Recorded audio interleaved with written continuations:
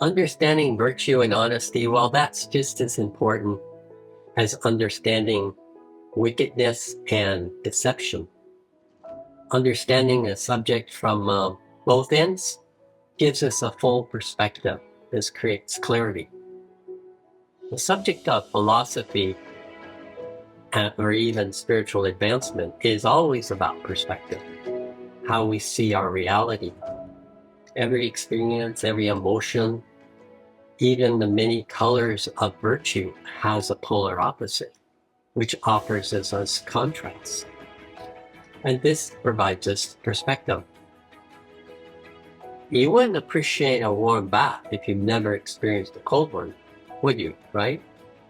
If you really embrace the experience, it can actually turn out to be quite a good one at the end. That's after you warm up. I have found this to be true for many experiences of contrast in life that come voluntarily and are even forced on us. For the majority of us, the difficult challenge we face is when our hearts get attacked. Our outside world is often expecting a predictable response from us. Just like a bully trapping its victim for an assault, starting with criticism to invoke a response. I have discovered it's this response that they're really looking for, because now you're part of their sick and sad story, as now they have company. Otherwise no one would give them the light of day. Without proper training, the victim usually always falls for it every time. It's called baiting the hook.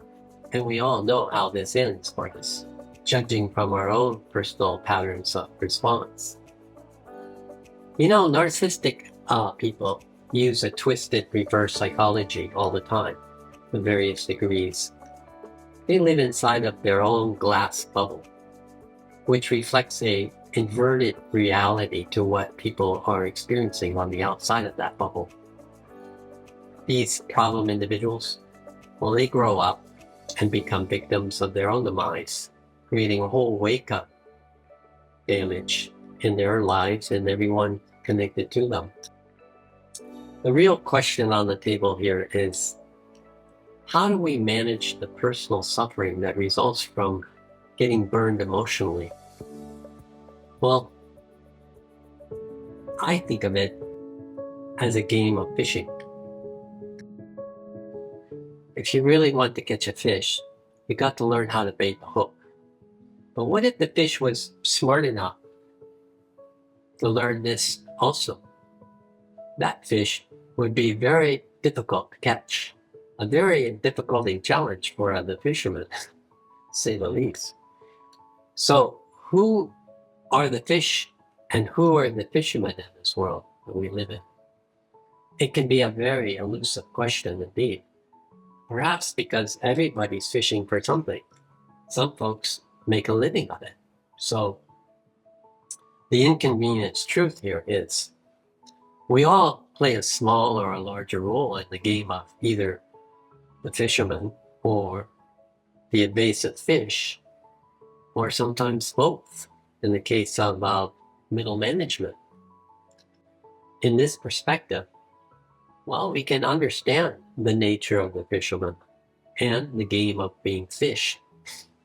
This should give us clues and insights on how the game is played.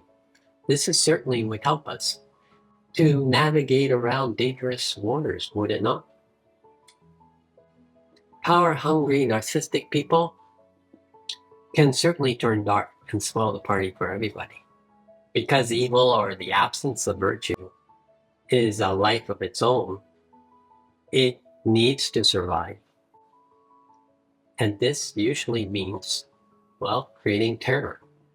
This eventually manifests in society as war. If it keeps growing, then it creates, war on terror, a never-ending process of promoting the business of terrorism. ironically, never solving the problem of terrorism, only fueling more terrorism. If it's a war on terrorism, it would do that, wouldn't it? It becomes an industry, and then souls join in the game, and it becomes a true cluster bus. Well, how do we repair the damage if we get burned in the process of losing a loved one or living through boom and bust? I wish I had an easy answer. I don't, because it's an individual process to work through. This old cowboy has been thrown off his horse several times, and I can say it hurts like hell every time. But I will say it's a waste of time to blame others involved. You know, the sooner you cut loose, the better off you're going to be. If you one day get the bad news that your engine needs to be overhauled, then the sooner you start, the better, right? Even if it means a total teardown. Finding the damaged parts means we got to get our hands dirty. There's no way around that. Finding this type of mechanic for hire, well, that doesn't exist. You know, the tools we need to repair the damage are essential, and they are many to choose from.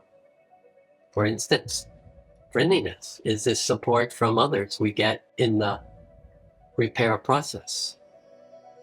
Compassion is the healing lotion that helps us with the pain and the relief. Happiness would be the process of healing. Remember, I said the elementals of virtue are more valuable in more ways than one. They are essential in this process. The big takeaway on making love to virtue is the relationship you have with yourself is first and most important, simply because all relationships originate with you at the center. You are the common denominator. You cannot expect to experience more friendliness, compassion, happiness if you have people or events you resent or been hurt by, unresolved matters of the heart, like abandonment, shame, guilt, anger, abuse. The difficult truth for us all is there is no such thing as justification. That's a judgment trap. Again, designed to keep you in the game. If you can find somebody to shoulder the burden on, power to you, but you still own it at the end of your story. So when you come to terms with all of your past troubles, only then you can expect to have true and better relationship with yourself, and therefore having a better relationship with someone else. Because they don't want your baggage any more than you do. Perhaps you have learned to live with it, but remember, they have not. And they're more likely to see it first, even if you don't. My conclusion in this episode is when we get our hearts resolved, there will be no more interest in baited hooks. And you'll be wise enough to recognize and avoid commercial fishermen. They're not only want to eat your lunch, but they want to eat all your lunches, as Wall Street calls it. Until my next film, the episode 5, the Big 5-0. So long for now.